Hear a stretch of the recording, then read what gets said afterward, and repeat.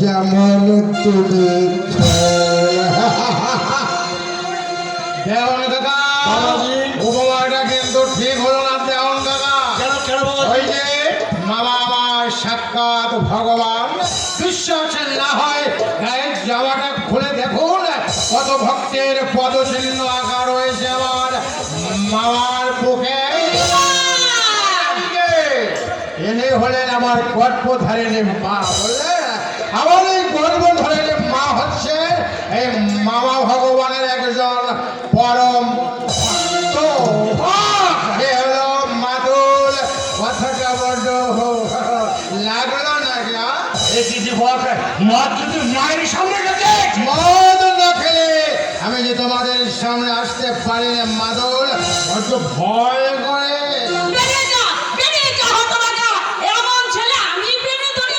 রত্নগর্ভা বললাম মাগো রত্নগর্ভা, আমাকে পেটে ধরে না, তুমি একেবারে রত্নগর্ভা হয়ে গেল। তোমার মতো ছেলে মদ খেয়ে মায়ের সামনে এইভাবে মাতলামি করাটা উচিত নয়। দেওয়ান কাকা এই সমাজের বুকে খুঁজে দেখুন। দেওয়ান কাকা আমার মতো মাতাল আপনি হাজার হাজার ঘন্টা পাবেন, কিন্তু এমন গর্ভধারিণী মা আপনি একটিও খুঁজে পাবেন না। মাদুল বুঝলেন, মহাভারতের রমণী মাদুল। কি বলে না, সত্য ত্রেতা দাপর মানে এই 7 যুগের মধ্যে যে কজন নাম করা মাদুল আছে না, একেবারে সবার সেরা হচ্ছে আমার এই পূজনীয় রণধীর মাদুল। সত্যতার মত করে দিয়ে ভাবলে তুমি কিন্তু হেরে যাবে মাদুল।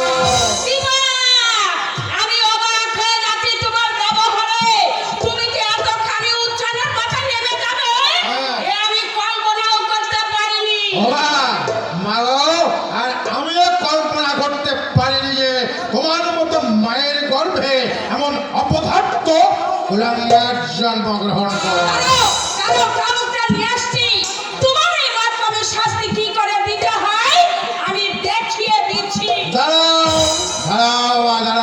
চাবুক আনতে হবে না, চাবুক আনতে হবে না, ওই সমস্ত চাবুক ঠাবুকে খেতে হবে না। মা এই ছোট্ট জীবনটার মধ্যে যত চঞ্চল জমে উঠেছে, এই মদেরটা পরিষ্কার করতে পারছে না, আর তুমি চাবুক দিয়ে তা পরিষ্কার করে দেবে।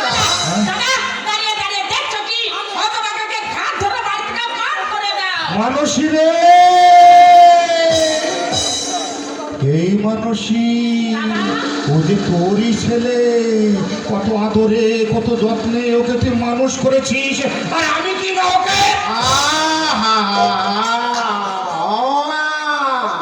মা একটা কথা সত্যি করে বলো মা, আচ্ছা কোন ভগবান তোমায় তৈরি করেছে বলো তো? যদি একবার জানতে পারতাম না, তাহলে তার কাছে গিয়ে আমি করজোড়ে নিবেদন করে বলতাম, ওগো ওগো মামা সৃষ্টিকর্তা, এমন মানুষকে তুমি কেন এই মর্তের মাটিতে পাঠালে? মা যেমন একেবারে স্বর্গের দেবতা। শুনলি মানুষই শুনলি আমার গুরুদের ভাগ্যের কথাগুলো শুন।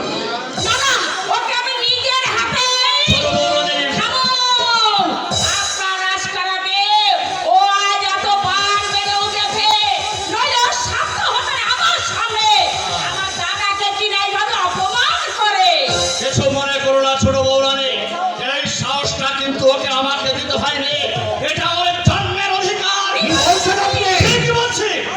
আর সেই অধিকারে আজও এমন বিগড়ে আছে। তবে দুজনকে আমি হুঁশিয়ার করে দিয়ে যাচ্ছি, ওকে কিন্তু আপনারা বেশি ঘাটাবেন না।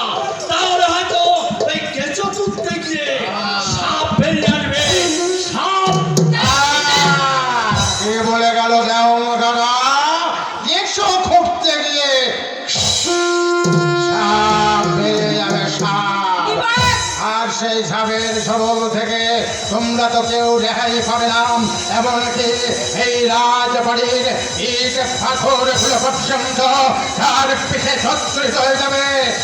আমি বলছি সাবধান মা, খুব সাবধান। এই যে মাতুল, মায়ের ভাই মাতুল, একটু ভালো হয়ে যাও, ভালো হয়ে যাও। ভালো হইতে কিন্তু পয়সা লাগে না। কি লাগে না? পয়সা। হ্যাঁ, ভালো হইতে পয়সা লাগে না।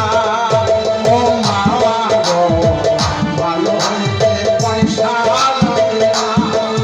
ও মা গো, ভালো হইতে পয়সা লাগে না। ভালো হয়ে যাও বাবা।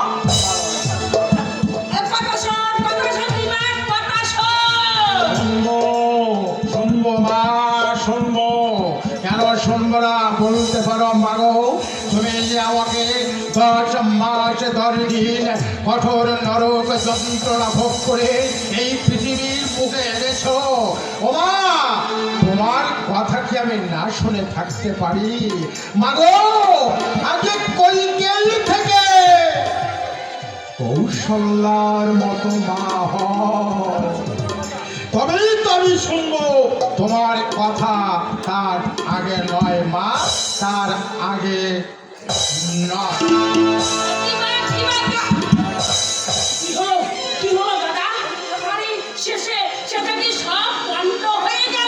তাই করে ভাবছি মানুষই, কিছুতেই তোকে আমি বাগে আনতে পারছি না।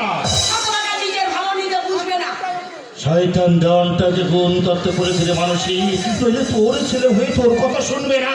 তাই কি কখনো হয়? ভেবেছিলাম শঙ্করের বিয়ের আগে সিংহাসনের ব্যবস্থা করে ফেলবো, কিন্তু ওই বুড়োটা বেঁচে থাকতে সে আশা নেই রে মানুষই। ওই দেওয়ানটাই সবসময় বুড়োর পেছনে দোষের মতো লেগে রয়েছে। তাকে কারাবার ব্যবস্থা করো। চোখ মানুষই, একদম চোখ। ওই সে দেখ, সে দেখ, ভাই ভাবছি এই মানুষই, এই সুবর্ণ সুযোগ, এই সুযোগে দেওয়ানের বিরুদ্ধে একটু ভালো করে থাকে।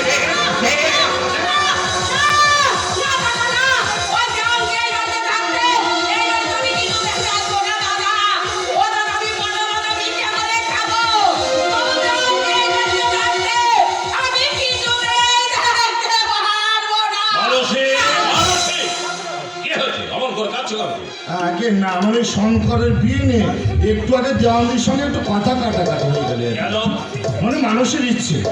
বড় রানীর একমাত্র ছেলে, বিশেষ করে বড় রানীর সাজা কথা, তার ছেলের বিয়ে হবে, মহা ধুমধাম হবে, আত্মীয় স্বজন লোক কুটুম সবাই নিমন্ত্রণ পাবে। আমার তো সেই ইচ্ছা। কিন্তু দেওয়ানজি বললেন এসব কিছুই হবে না, এই বিয়ে নাকি নম নম করেই সেরে দিতে হবে।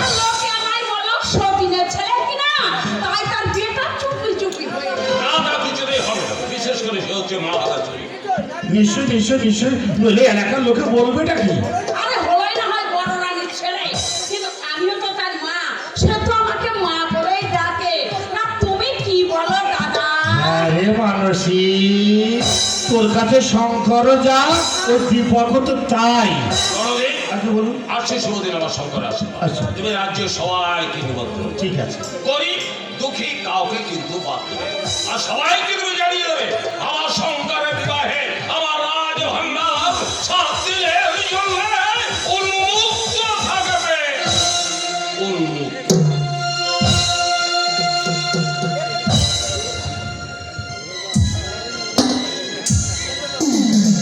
দেখলি তো মানসী, ওই বড় ছেলের উপর কিরকম টান।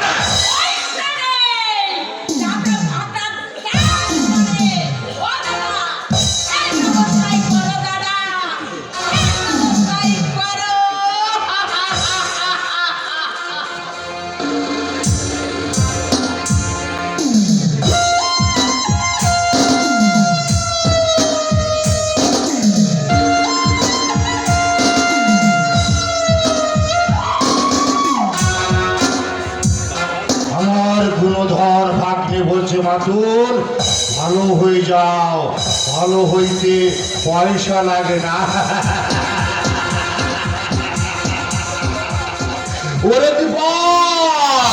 তুই ঘুঘু দেখেছিস, কিন্তু ফাঁদ দেখিস নি রে বিপদ, ফাঁদ দেখিস নি। যুগে যুগে অনেক মামার আবির্ভাব হয়েছে, কখনো শকুনি মামা, কখনো কংস মামা, কখনো কালনি মামা। এই যুগেই যতগুলো মামা রয়েছে, আমার সব থেকে প্রিয় মামা শকুনি মামা। মহাভারতে শকুনি যেমন পাশারে চারে চারে একে একে কীর্তি মহৎ করেছিল, তেমনি এই কলিযুগের এই রণধীর মামা পাশার এমন চালে চালবে, সেই চালে একে একে একে সবাইকে শেষ হতে হবে। Yes! আমার প্রথম টার্গেট ওই চাঁদি বেঁচে থাকলে কিছু সেই রাজা বাহাদুরের পাশে আমি ঘেঁচতে পারবো না। তাই ওকে সরিয়ে দেবো, ওকে সরিয়ে দিয়ে আমার প্রথম সংকল্পের পথ আমি পরিষ্কার করে নেব, পরিষ্কার করে নেব, পরিষ্কার।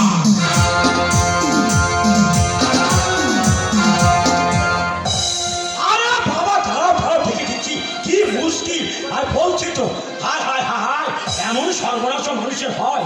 আরে ওই কনকপুরের বংশীদার, বুঝলেন, কনকপুরের বংশীদার তাই একমাত্র মেয়ে আজকে বিয়ের আয়োজন করেছিল, কিন্তু একটু আগে সংবাদ এলো বর আসবে না, এ বিয়ে হবে। তাই তো বংশীদার ছুটে এসেছিল রাজা বাহাদুরের কাছে, কিন্তু রাজা বাহাদুর তো বাড়িতে নেই। আমাকে বলছে খোকাবাবুকে ডেকে দিতে, তো খোকাবাবু তো এখন দোতলার ঘরে বসে হিসাব করছে। তাই একবার ডেকে চেয়েছিল যদি আসে। খোকাবাবু, খোকাবাবু, খোকাবাবু। কিরে ভগবান চিৎকার করে ডাকছিস কেন? কি আরে হয়েছে? ওই পাড়ার ওই বংশীদাস এসেছিল, বুঝলেন, বংশীদাস আজটাই একমাত্র মেয়ে বিয়ের আয়োজন করেছিল, কিন্তু একটু আগে সংবাদ এলো বর আসবে না, এ বিয়ে হবে না। তাহলে তো ভীষণ বিপদ। হ্যাঁ তাই বলছিলাম তুমি একবার যাও না, গিয়ে দেখো তোমার কথায় হয়তো কোনো ভালো বার্তা জুড়ে যেতে পারে। যাও না। বেশ, আমি এক্ষুনি বংশীদাসের বাড়িতে ছুটে যাচ্ছি, তুই কোনো চিন্তা করিস না। আমি রাত্রের মধ্যেই আবার রাজবাড়িতে ফিরে আসবো। এত রাত্রে আবার কোথায় চললে খোকাবাবু? এখানে বাবু আপনি এসেছেন, ভালোই হয়েছে। আপনি বিশ্রাম করুন, আমি একবার ওই অসহায় বংশীদাসের বাড়ি থেকে ঘুরেই তবে আসছি। কেন কি হলো আমার বংশীদাসে? ভারী বিপদ। হ্যাঁ বিপদ। আজ রাতের লগ্ন ওর একমাত্র মেয়ের বিয়ে হওয়ার কথা ছিল, হঠাৎ বরের বাড়ি থেকে নাকি খবর এসেছে এই বিয়েটা হবে না। হবে না? তা তুমি গিয়ে কি করবে? একই গ্রাম থেকে যদি একটা পাত্র জোগাড় করে দিতে পারি, নইলে যে বেচারিকে এক ঘরে করে দেবে। আপনি কোনো চিন্তা করবেন না, আমি রাত্রের মধ্যে আবার রাজবাড়িতে ফিরে আসবো কাকা। সে তো ফিরে আসবে, কিন্তু তোমার সঙ্গে যে তোমার বিয়ের সম্পর্কে কথাবার্তা আছে। আমার বিয়ের চেয়ে এই মুহূর্তে অসহায় বংশীদাসের মেয়ের বিয়েটা অত্যন্ত জরুরি কাকা। এই মুহূর্তে আমার বিয়ে না হলেও চলবে, কিন্তু আজ রাতের লগ্নে অসহায় বংশীদাসের মেয়ের বিয়েটা যদি না হয়, তাহলে সমাজের সমাজপতিরা বিচার বসিয়ে তাকে এক ঘরে করে দেবে। আর ওই মেয়েকে লগ্নভ্রষ্টের কালে মুখে রেখে লজ্জা ঘৃণায় অপমানে হয়তো গলায় দড়ি দিয়ে আত্মহত্যা করতে পারে। এই সময় কথা দেবেন না। আপনি তো বলেছেন পরের বিপদে যে বুক পেতে দেয় সেই তো মানুষ, অন্যের দুঃখে যে চোখের জল ফেলে সেই তো মানব বিরোধী, আস্থা করে আবর্জনা যে মাথায় তুলে নেয় সেই তো মানবতার আদর্শ প্রতীক। আমি তাই করবো কাকা, ওই অসহায় দরিদ্র মানুষের পাশে দাঁড়াবো, তাদের বিপদে আপদে সাহায্য করবো, ভাই বলে বন্ধু করে বুকে জড়িয়ে ধরে কারো ছেড়ে চিৎকার করে আমি একটি কথা বলবো, সন্দেহ মানুষ ভাই, সবার উপরে মানুষ সত, তাহার উপরে নাই সন্দেহ মানুষ ভাই, সবার উপরে মানুষ সত্য, তাহার উপরে নয়। ভগবান ঠিক আছে ঠিক আছে ঠিক আছে, তুমি কিচ্ছু ভেবে না। যাও জি খোকাবাবু ওই এলো বলে। না রে না, তা নয় তা নয়। দেখলে না বিয়ে হবে না শুনে আমার হাত থেকে খাতা পত্রগুলো পড়ে গেল। আচ্ছা, হয়েছেটা কি? সে তুই বুঝবি না রে, সে তুই বুঝবি না। এখন চল আমরা ঠাকুর ঘরে বসে আমাদের বড় খোকা বাবুর জন্য প্রার্থনা করি। আমরা ঠাকুরের কাছে বলি, হে ঠাকুর, আমাদের বড় খোকা বাবু যেন ভালোই ভালো ফিরে আসে, ভালোই ভালো ফিরে আসে। হে ঠাকুর, তোমার কাছে আমার একটাই প্রার্থনা, তুমি এই রামের বংশের মঙ্গল করো ভগবান, মঙ্গল করো, মঙ্গল।